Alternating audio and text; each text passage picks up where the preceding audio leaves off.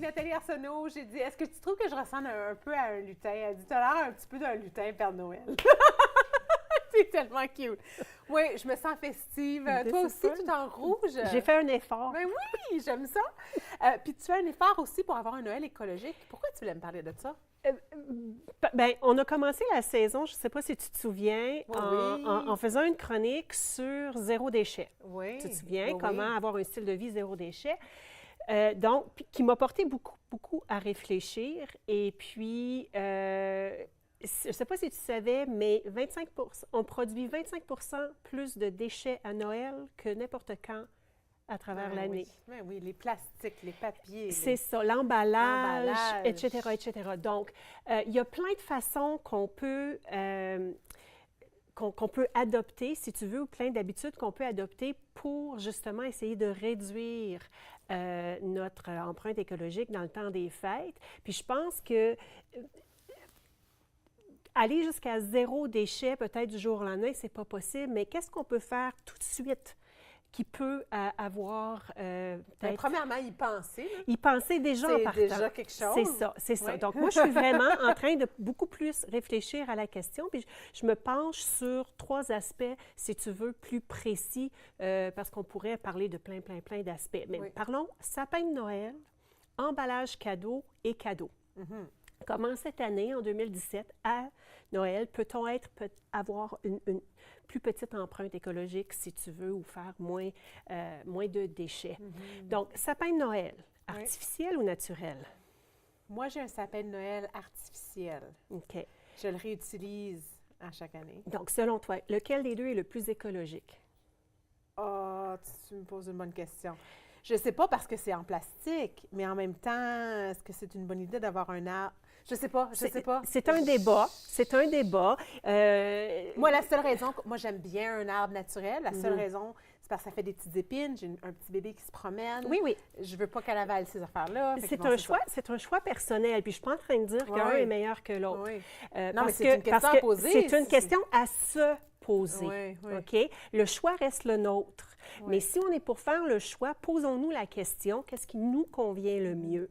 Et puis, dépendamment de la décision qu'on prend, il y a des choses à considérer. Oui. Nous, c'est certainement le sapin, le faux sapin. J'ai une amie, chaque année, c'est la tradition, aller chercher le sapin. Oui. Puis en fond, puis c'est beau comme tradition et tout ça. Je sais pas, j'ai hâte d'entendre de... Bien, OK, artificiel ou naturel, Oui. si on penche pour un sapin artificiel, à considérer les matériaux qui sont utilisés. OK, donc s'il contient du PVC, c'est vraiment un plastique qui est très néfaste pour l'environnement. Donc, ce qu'on dit, règle générale, c'est à éviter absolument. Comment est-ce qu'on le sait? Il n'y a Faut pas vérifier. d'ingrédients sur les sapins? Non, mais là? il y a peut-être une liste de matériaux OK. utilisés, puis ça, c'est de faire une recherche, puis de poser des questions. Et puis, sur le site de David Suzuki, ils disent que pour vraiment, parce que le sapin qui laisse une empreinte écologique moindre, c'est vraiment le sapin naturel. Ah, Encore là, j'y OK. reviens tantôt. Oui, bien, j'allais dire que tu OK. me surprends.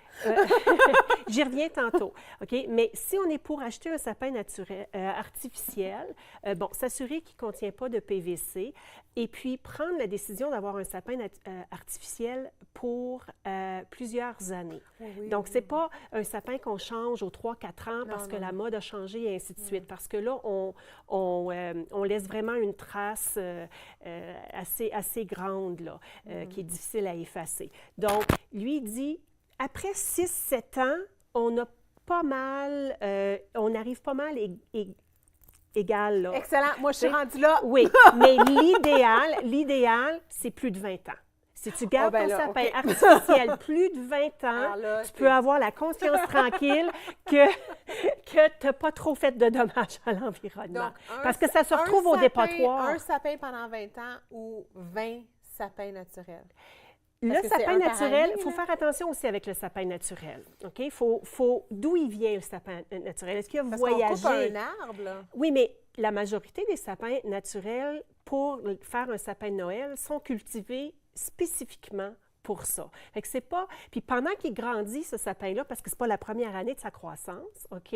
Pendant qu'il grandit, ce sapin-là, il dégage du CO2, il purifie l'environnement. On le coupe, un autre est planté automatiquement. Mais il vient d'où le sapin?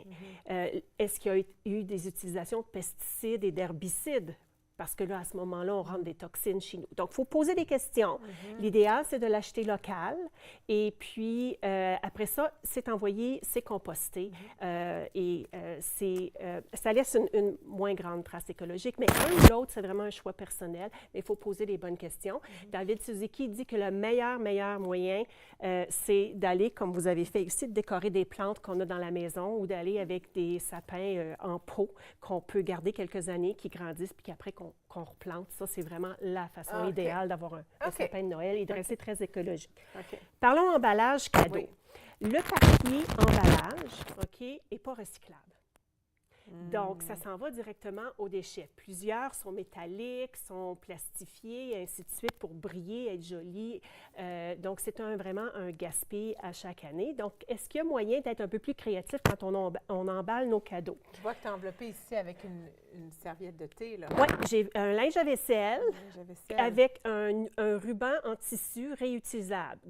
Puis, le linge à vaisselle fait partie du cadeau. Du cadeau. Une paire de bas. Donc, le deuxième bas se trouve Comme ici. un bas de Noël. Le petit cadeau est ici. Donc, la paire de bas fait partie du cadeau. Le petit cadeau est à l'intérieur et le ruban en tissu réutilisable. Donc, c'est une façon. Si on y va... Vraiment adorable. Oui, on peut y aller aussi avec les fameux papiers journaux. OK? Oui. Ça, c'est pas nouveau, mais on peut aussi utiliser les pages de magazines pour envelopper nos cadeaux. Donc, tout ça est recyclable et puis permet vraiment de réduire nos déchets. On peut y aller avec des petits sacs qu'on décore nous-mêmes. OK? Oui. Donc... Tu as un micro, oui, c'est ça. Des petits sacs qu'on décore nous-mêmes. nous-mêmes. Oui. OK? Ou des sacs papier. Là, tu dis parce que c'est en papier, là, c'est une bonne idée. C'est en papier. OK. C'est en papier qui se composte, qui se recycle. Tu sais, c'est intéressant parce que tous les petits cadeaux, là, j'ai tout le goût de les regarder. Tu as quand même le goût, tu sais, comme si c'était enveloppé. Ça. Puis tu peux aussi y aller avec des sacs papier. On évite le métallique, on évite le papier très, très brillant et ainsi de suite parce que ça ne se recycle pas. Le papier de soie, ça ne se recycle pas. C'est quand même très joli, là. C'est quand même très joli. Et puis, c'est un choix qu'on peut réutiliser avant de recycler. Donc, OK, donc il y a des alternatives. Et rapidement. Et rapidement, côté cadeau, plutôt que d'aller chercher plein de cadeaux. Oui, ça, c'est une soupe aux lentilles. Alors, que tu as fait, que tu as mis ensemble. C'est juste les ingrédients. Puis on mélange avec 3 pots de cette grosse, 3 pots d'eau. On laisse mijoter 30 minutes et puis on a un souper express. Donc, on vient d'offrir le cadeau du temps à une personne parce que le souper... Moi, je veux que tu piges mon nom à Noël. Merci beaucoup, Nathalie Arsenault, pour tes suggestions.